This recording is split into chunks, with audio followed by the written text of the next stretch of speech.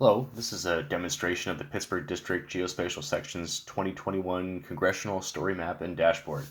In case you're watching this video independent of the USACE GIS Community of Practice meeting, allow me to introduce myself. I'm Eric Breeden of the Geospatial Section. This year we transitioned out of printed maps for district leadership's yearly visits to Washington, D.C., where our value of the region is explained to the staff of the various representatives and senators who serve our area. Now, this is meant to be demonstrated by our deputy district engineer or some other knowledgeable district employee, but I did my best to design this in a way that someone could figure it out if they were handed it without any guidance on how to use it or really what the district was all about. This uses the new ArcGIS story map format, not classic story maps. So if you've never used the new story maps before, it's very easy to use. You can add many different elements, text types, links, embedded content, of course, maps. I chose to start off with a attention-getting photo from our very own Brett Kelly. I think he just took this with his phone one morning before a hydro survey. So I start off with a nice header, some technical information, as you can just scroll through this like any other web page, with mission and vision that I was able to steal from somewhere on our district website. And the very first map you see is actually a map I created in ArcMap. I could not get the web map to appear in a way that I really liked at this size. I couldn't even get all the congressional district labels to appear, and we really wanted to make sure that nobody was left out for this very first map on the page. Next, you have all the senators and representatives that serve our area. We serve part of Maryland, New York, Ohio, Pennsylvania, and West Virginia. And if you were to click on any of these pages, you'll actually get a link to their official Senate or House of Representatives website. Now, the next thing in the story map are four district maps. These are just web maps that are inserted into the story map. They're not web map applications. These recreate printed maps we used to do at the district level, the Civil Works district level, that is. I spell out any acronyms or abbreviations that are in there so that the first time it pops in, if someone's not familiar with that term, it's explained right away, because here in the Army, we have plenty of acronyms. This map shows the flood risk management dams, or FRM dams, that we have. The locks and dams, we have 23 of those, and 3 local protection projects that we have components that are federally operated and maintained. Now, these maps are really just to show, for everyone in the audience, their awareness of what's going on at the district at whole, even if they're only interested in what's going on in their congressional district, like West Virginia 1, for example, this is just showing, hey, we're doing lots of other stuff in the entire region at large. So these are useful in their own way. These maps are not really meant for much interactivity. There aren't any pop-ups, so you can zoom in and out, but that's about it. The real content and all the facts, the data, is in the dashboard, which I'll demonstrate at the end. So after the overview map, I have a mega projects map, just large construction projects that are going on in the district. I did not really paste much text in here, but I was able to link to project pages that are maintained by project managers. For example, the Lower Mon project, the first locks on the Monongahela River, major construction going on there. I just link to the page. They update everything on here. We don't have to touch it. It's pretty nice to just be able to link to something that somebody else can maintain. The next map is the environmental infrastructure map. These are like water resource development projects, sewers, wastewater treatment plants. And I was able to copy all this text from fact sheets I found on our district website.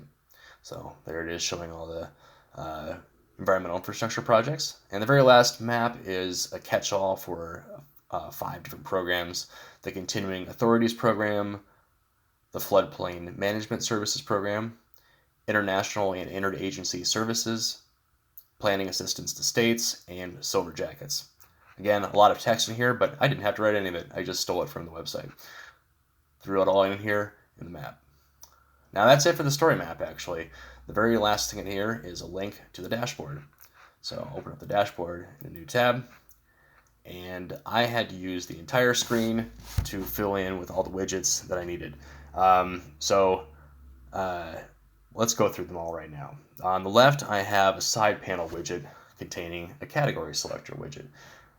This is to actually make a spatial filter by district or districts. What this product replaces are the individual congressional district maps that we used to make for each congressional district. For example, I made a map for PA 13 that showed only the projects that are in there, or are on the border of, like, Yaqui River Lake and Dam, or just Dam, excuse me, is in PA 13 and PA 14, so it shows up on both. So you can select by one district, you can select by multiple. If you're doing, if you're talking to the Ohio Senate staff, you'll want to select all of Ohio. You can do that. Excuse me. So in the middle we have the map, notes, and charts. There, especially when we get into economic data, there are lots of little technical notes I needed to throw in there. And then we have charts. Now in the paper maps for locks and dams, we reported the traffic upbound and downbound and the commodities that are carried over the rivers. So I did that again in the interactive map, but they had a few more requests from the executive office saying, like, why don't we put in the rate savings? That's the advantage that for the estimated dollar amount that shippers can save by shipping on waterways as opposed to truck or rail. So they will throw that in there. They're like, how about vessel counts? And how about lockages? And it wasn't really that hard for me to add more and more charts. The printed map, I would have simply run out of paper, but I was able to do that in the dashboard really well. The last charts I have in here are reservoir flood damages prevented, what they prevent in FY20, and cumulative since they were built. So all those charts are in here.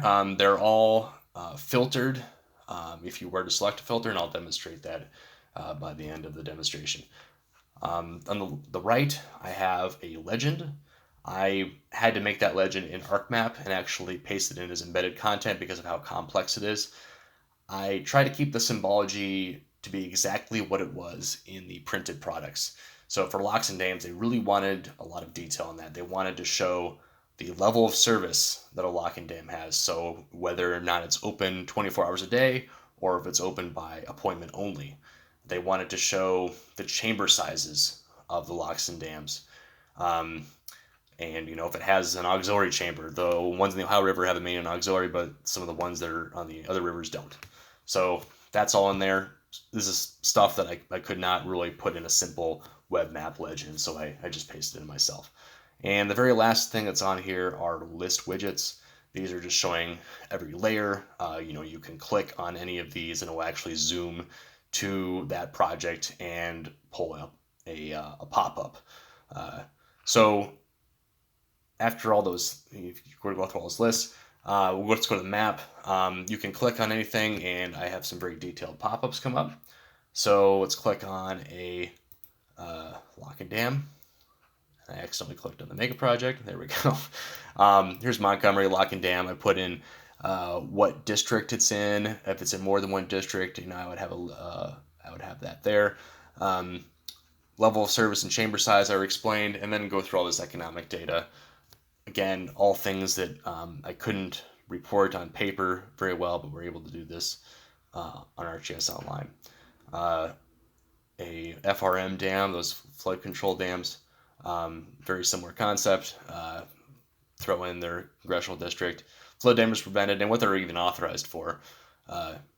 All relevant information, all things that I guess have been asked about in previous meetings with congressional staff. So these people are the outreach in the executive office very familiar with what questions are asked from these meetings, and they were able to communicate that to me, like, hey, we need to make sure we put this in this product because someone might ask about it.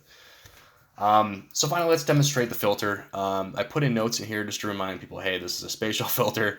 It'll take a second to work. So let's go ahead and try it with PA 14.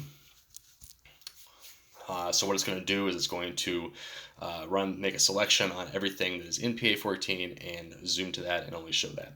So like I said, some of these projects are in more than one congressional district. Allegheny 4, for example, is in PA 14 and I believe PA 17. So what I had to do there is actually in the layer that you see for congressional districts, I made a slight overlap in the polygon. so that the polygons for PA 14 and PA 17 overlap a lot the Allegheny 4 lock-in dam. So if we do a spatial selection on either one, it'll show up in both. And that was something that would not have worked if I had done an attribute-based filter.